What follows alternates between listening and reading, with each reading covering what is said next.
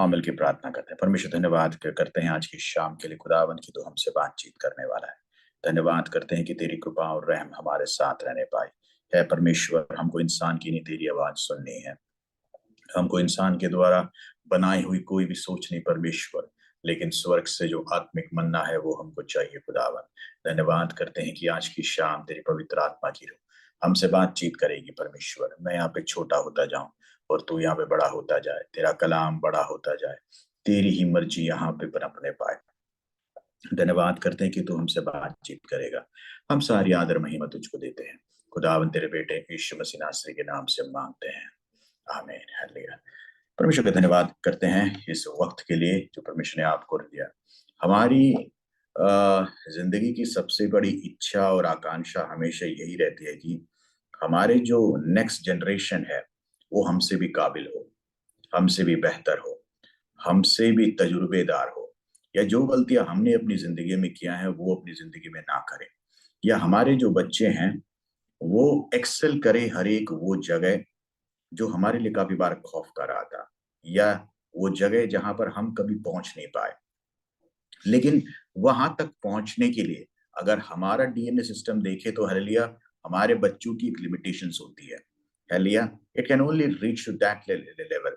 लेकिन जब उसके अंदर परमेश्वर की आत्मा का व्याप्त होता है, जो हेवनली पावर है, वो किसी भी डीएनए को एक्सीड कर सकता है, एक फिजिकल कैपेबिलिटी को एक्सीड कर सकता है, किसी भी सिस्टम को एक्सीड कर सकता है। हालेलुया।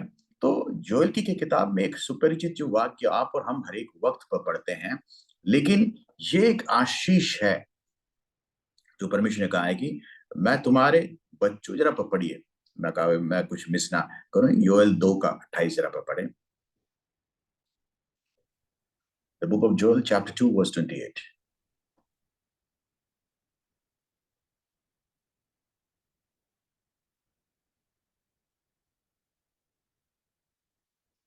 उन बातों के बाद मैं सब प्राणियों पर अपना आत्मा उंडेलूंगा।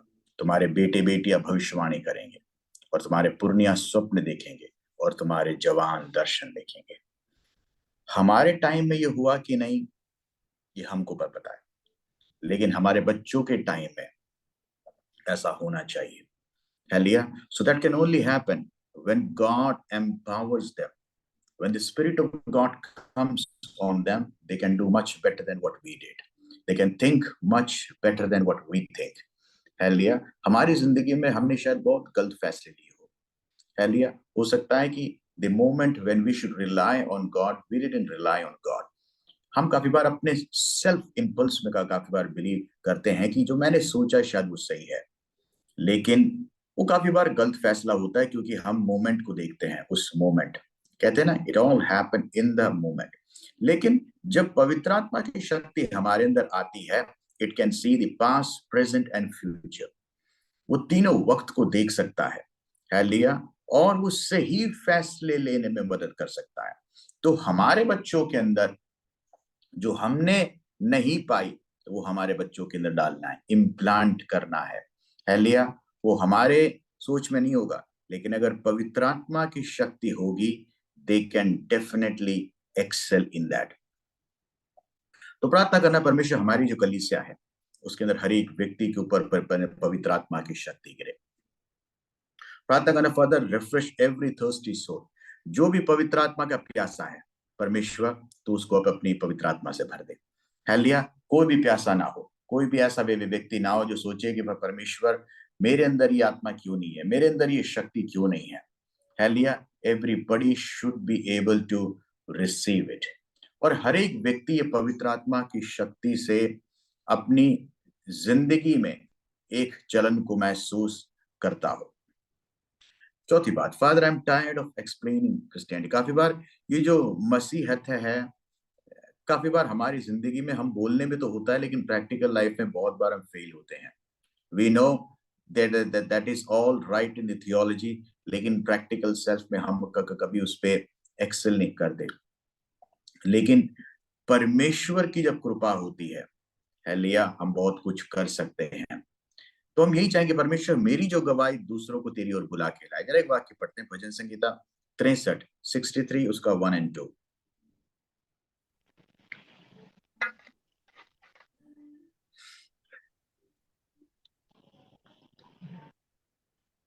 हे परमेश्वर, तू मेरा ईश्वर है। मैं तुझे यत्न में ढूंढूंगा, सुखी और निर्जल ऊसर भूमि पर। मेरा मन तेरा प्यासा है, मेरा शरीर तेरा अति अभिलाषी है। दूसरा और पढ़िए brother। नहीं, सेकंड सेकंड वर्स और Psalm 63, 1 और 2। इस प्रकार से मैंने पवित्र स्थान में तुझ पर दृष्टि की कि तेरे सामर्थ्य और महिमा को देखूं। Praise the Lord, hallelujah. ये उस व्यक्ति के लिए है जो परमेश्वर के लिए प्यासा है।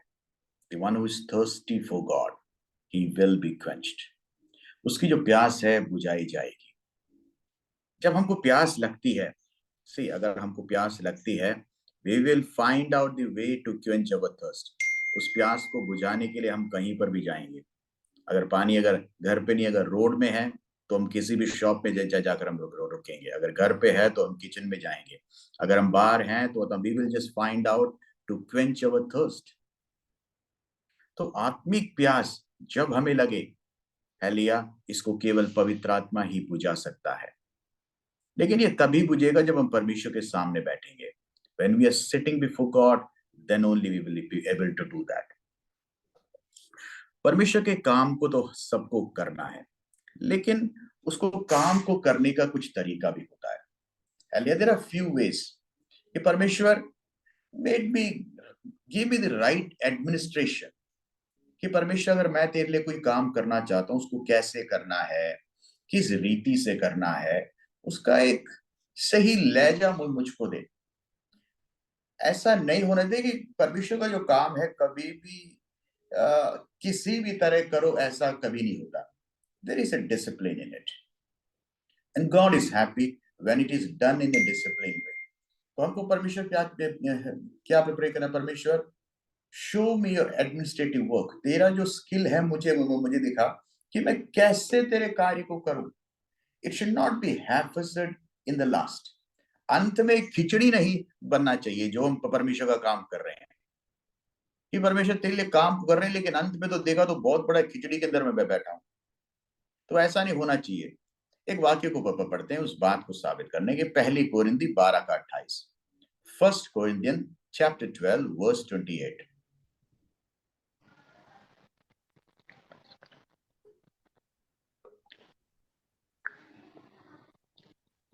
First Corinthian chapter 12। और परमेश्वर ने जी जी पढ़िए। कलीसिया में अलग अलग व्यक्ति नियुक्त किए हैं। प्रथम प्रेरित, दूसरे भविष्यवक्ता, तीसरे शिक्षक, फिर सामर्थ के काम करने वाले, फिर चंगा करने वाले और उपकार करने वाले, और प्रधान और नाना प्रकार की भाषा बोलने वाले। Praise the Lord. Again, wonderful. And God had set some in the church, first apostles, secondly prophets, thirdly teachers of the miracles, then gifts of healings, helps, government, diversities of tongues.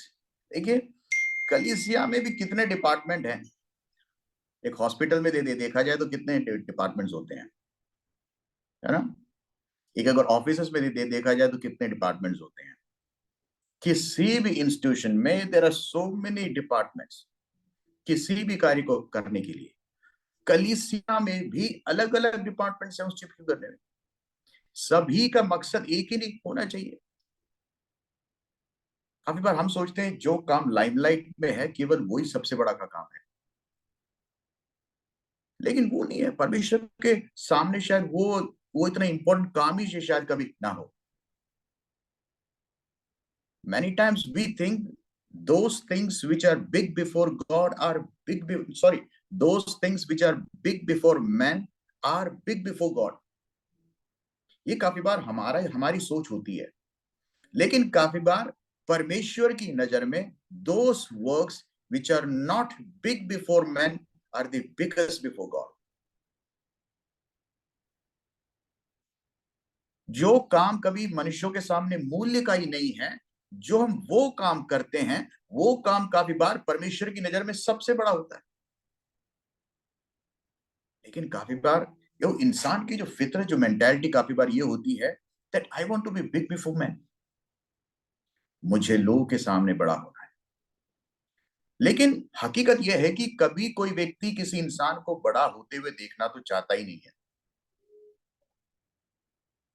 तो हम उस व्यक्ति के आगे या उन व्यक्तियों के आगे बड़ा होना चाहते हैं जो आपको देख के कभी भी खुश नहीं होंगे। So why not we become big before God? हम परमेश्वर के आगे बड़े हम क्यों ना बने?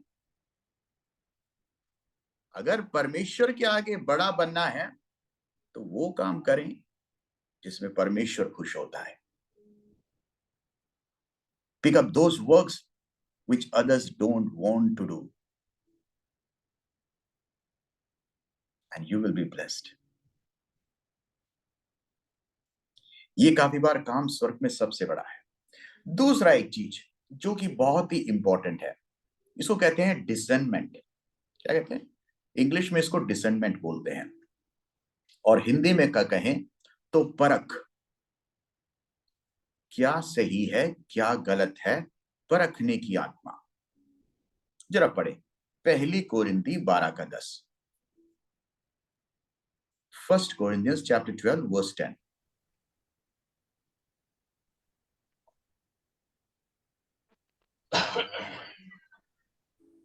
फिर किसी को सामर्थ के काम करने की शक्ति, और किसी जी। को भविष्यवाणी की, और किसी को आत्माओं की परख, और किसी को अनेक प्रकार की भाषा, और किसी को भाषाओं का अर्थ बताना। Praise the Lord. देखिए, आत्माओं की परख। यहाँ पे आत्माओं का परख मतलब इंसानों की परख है, क्योंकि आत्माएं कहाँ पे रहती हैं? हमारे अंदर है। हम ही है वो आत्मिक प्राणी। We are the spiritual beings. So we should be able to discern people. कौन हमारे पास सही मकसद के साथ आता है, कौन आपको यूज करना चाहता है, कौन आपको अब्यूज करना चाहता है, आपकी जिंदगी का फायदा कौन उठा रहा है, और somebody is just politically using you for his own benefit.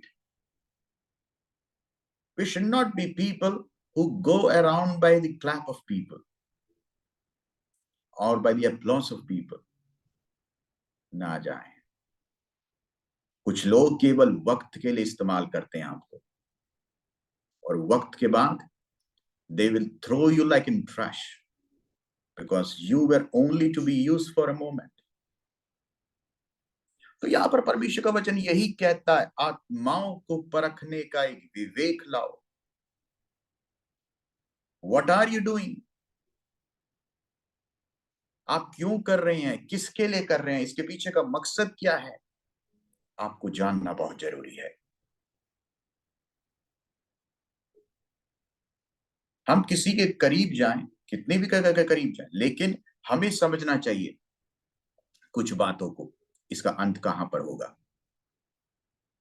परमेश्वर ने हमें एक बुद्धि दी है, समझ दी है, हम बेवकूफ भी ना बने।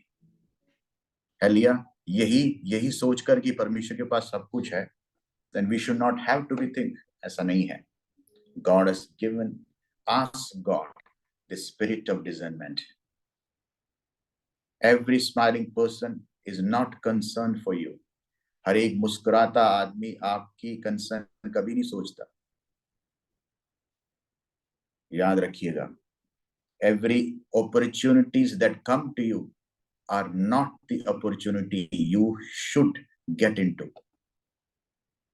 काफी बार जिंदगी में लगता है यार मुझे तो ये मौका इसने दिया, कहां से दिया, मैं तो जिंदगी में, लेकिन हो सकता है कि वो आपकी जिंदगी का सबसे बड़ा ट्रैप हो, and you could never come out of it. तो हमें हर एक चीज को जानना है, परखना है, सही गलत क्या है। काफी बार हमारी नजर में क्या होता है, कोई व्यक्ति अगर सही है तो वो कितना भी बुरा क्यों ना हो, हम उसके बारे में कभी गलत सोचेंगे ही नहीं। हमें लगा नहीं यार, ये तो मेरा वर्क है, गॉडफादर है। और काफी बार ऐसा होता है, कुछ लोग इतने बुरे होते हैं लेकिन काफी बार हमारे लिए वो कंसर्न रखते हैं दिल में, but we are never ready to acknowledge those people. हमें लगेगा ये तो बुराई है, because at the back of the mind we have a picture about that person. तो हमारा यहाँ पे मकसद किसी को राइट किसी को रॉन्ग करना नहीं है, but every decision that you take with the discernment of the Holy Spirit, पवित्र आत्मा के उस ज्ञान से आप करें, आपको परमेश्वर बुद्धि शक्ति और ज्ञान देगा, and you will be able to escape those traps. परमेश्वर आपको बाहर निकालेगा। तो पहला क्या था? एडमिनिस्ट्रेशन, दूसरा डिसर्नमेंट, तीसरा इवेंजलिज्म। ये एक विश्वासी की एक ताकत होनी चाहिए। इवेंजलिज्म के लिए नौकरी छोड़ने की जरूरत नहीं है, बाइबल स्कूल जाने की जरूरत नहीं है। You can be an evangelist anywhere wherever you are. जो काम कर रहे हैं उसको करते हुए आप एक इवेंजलिस्ट बन सकते हैं। जो काम कर रहे हैं उसके साथ आप परमेश्वर का वचन बांट सकते हैं।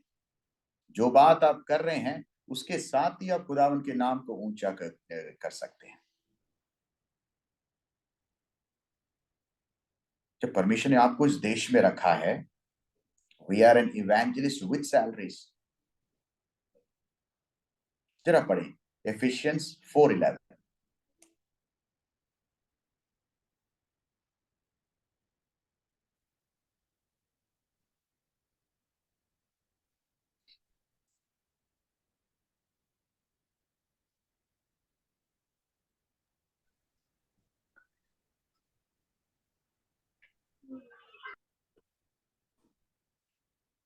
और उसने कितनों को भविष्यवक्ता नियुक्त करके और कितनों को सुसमाचार सुनाने वाले नियुक्त करके और कितनों को रखवाले और उपदेशक नियुक्त करके दे दिया।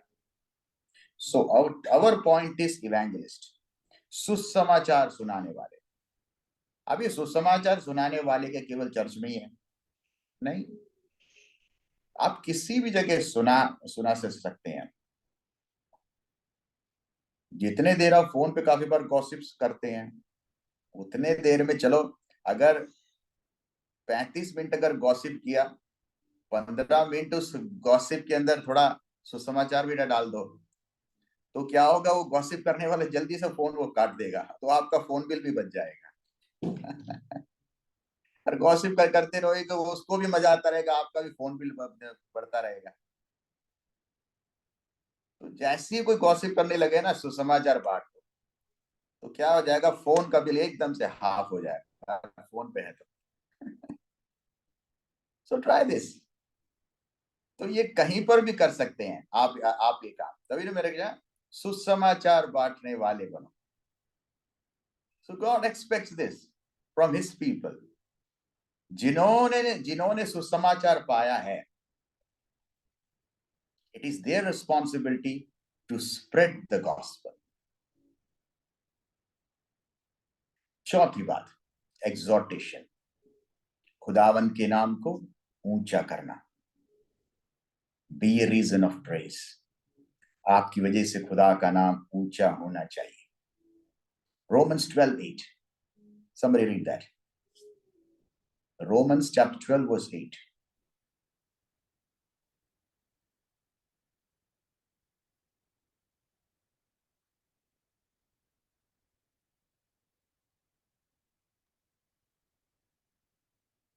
जो उपदेशक हो हाँ वो उपदेश देने में लगा रहे, जी। दान देने वाला उदारता से दे, हम्म जो अगुवाई करे वो उत्साह से करे, जो दया करे वो हर्ष से करे। Praise the Lord. देखिए हिंदी में लिखा है उपदेशक, जो इंग्लिश में लिखा है एग्जॉर्टेशन। एग्जॉर्टेशन वो होता है जहां परमेश्वर की नाम की तारीफ हो, लेकिन हिंदी में उसका जो राइट वर्ड नहीं है, बट स्टिल एग्जॉर्टेशन मतलब परमेश्वर के नाम को ऊंचा करना, या आप एक कारण बने जिसके कारण परमेश्वर के नाम की महिमा हो। You are a reason and because of you God's name is being highlighted. आप एक जरिया बने जिसके कारण परमेश्वर का नाम ऊंचा होता है। वो कोई भी काम करके है, परमेश्वर का नाम ऊंचा करने के लिए आपको कोई बिलबोर्ड में पोस्टर लगाने की जरूरत नहीं है आपके गली में या गेट पे। आप अपनी जिंदगी से, बातों से, आप अपनी टेस्टमनी से, काफी बार कोई व्यक्ति आपके पास कोई समस्या, परेशानी लेकर आता है, आप उसको इस प्रकार सुझाव देते हैं, समझाते हैं अपनी गवाही के साथ कि परमेश्वर की नाम की महिमा होती है। See, God has given us wisdom.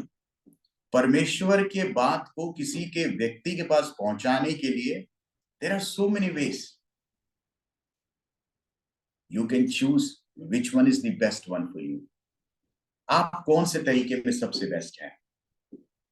हर एक व्यक्ति के पास एक पॉइंट होता है, एक master point in which he is very good.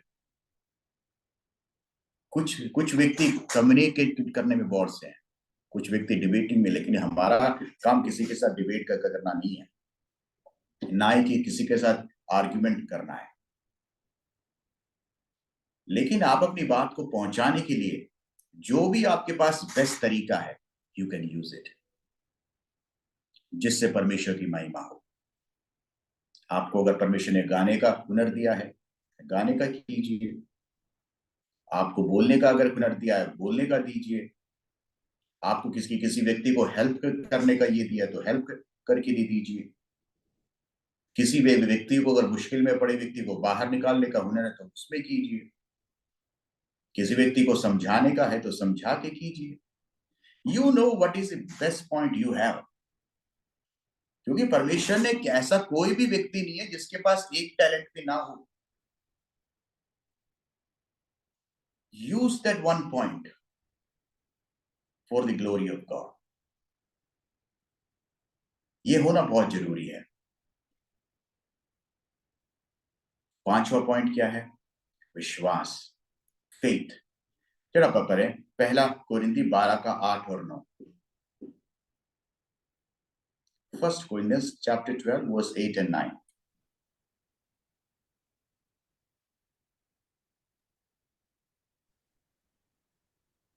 क्योंकि एक को आत्मा के द्वारा बुद्धि की बातें दी जाती है। हाँ पढ़िए, सही है। और दूसरों को उसी आत्मा के अनुसार ज्ञान की बातें। किसी को उसी आत्मा से विश्वास और किसी को उसी एक आत्मा से चंगा करने का वरदान दिया जाता है। हमारा कंसर्न यहाँ पे आत्मा से विश्वास।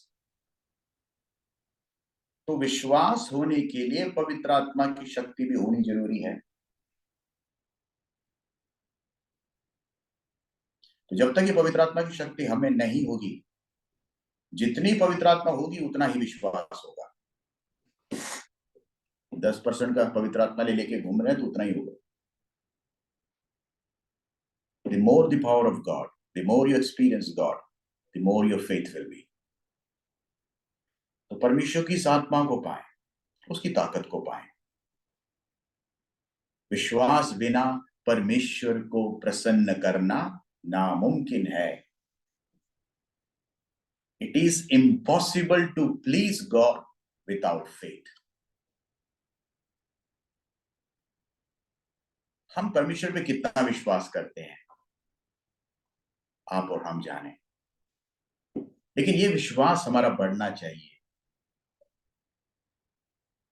जब आपका विश्वास बढ़ेगा, आपकी जिंदगी में परमेश्वर की कृपा और God's will and God's work will increase. परमेश्वर को ये कीजिए। ये सब लाइफ के एस्पेक्ट्स हैं। Administration, discernment, evangelism, exhortation, faith. 5वां, सुनिए 1 2 3 4 5 गिविंग। जरा पढ़िए रोमन्स 12:8।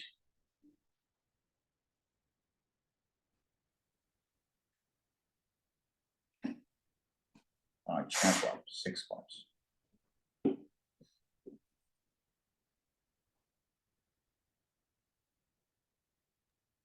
जो उपदेशक है वो उपदेश देने में लगा रहे। दान देने वाला उदारता से दे। Praise the Lord. That is what we talk about, giving. दान देने वाला उदारता से दे। Praise the Lord. When we talk about दान, it is about giving. It is not about tithes and offerings. It is something separate from it. अगर कोई आपसे किसी को मदद करते हैं, किसी के लिए कुछ करना चाहते हैं, कुड़कुड़ा के मत कीजिए, रो के मत कीजिए, but give it with an open heart. जब आप खुले मन से परमेश्वर को किसी व्यक्ति को दे, परमेश्वर के वचन में क्या है? When you lend to a poor man, you lend to God. जब आप गरीब व्यक्ति की मदद करते हो, आप परमेश्वर को उधार दे रहे हो। सो ऐसा ना दे यार, रो के तेरे को दे दिया ऐसा करने। We should not do it like that. But when we give it to poor, give it with an open heart. God is going to give you back. क्योंकि आपने किसको दिया उधार? आपने परमेश्वर को उधार दिया है। जब आपने परमेश्वर को उधार दिया तो परमेश्वर आपका उधार लेके क्या भाग जाएगा? नहीं। He is not going to run away. He is going to come back. आप चाहे नहीं बोलोगे ना परमेश्वर नहीं चाहिए, तो भी आपकी जेब में लाके डाल के जाएगा वो वापस। That is his faithfulness. But that happens when you do with a cheerful heart. खुशी करें। It is an honor. देने वाला हमेशा बड़ा ही होता है। The one who gives is always big. आज ये 6 पॉइंट्स को हमने यहां पर भी देखा। Administration, discernment, evangelism, exhortation, faith and giving. ये बहुत जरूरी है। इसके अंदर कोई भी पॉइंट आज ऐसा नहीं कि it can be left away. तो आज हम अपने आप को देखें हमारी जिंदगी के अंदर, God where do I lack, मैं कहां पर पीछे हूं, और प्रार्थना करें परमेश्वर तू मुझे आगे ले चल, है ना। हमारा इंटरेस्ट, हम जितना परमेश्वर को पाना चाहते हैं उतना ही हम पाते हैं। देखिए अधिक पाने का मतलब ये नहीं कि परमेश्वर है, हम कहते हैं ना परमेश्वर मुझे इतना भी ना दे कि परमेश्वर मैं तुझे भूल जाऊं, और परमेश्वर मुझे इतना कम भी ना दे कि मुझे देखकर लोग परमेश्वर तेरे नाम को तरस का, या मैं तेरे नाम के लिए बदनामी का कारण। So give me that much that I may honor you all the days of my life. कि परमेश्वर अपने हर एक दिन में मैं तेरे लिए महिमा का एक कारण बनूं।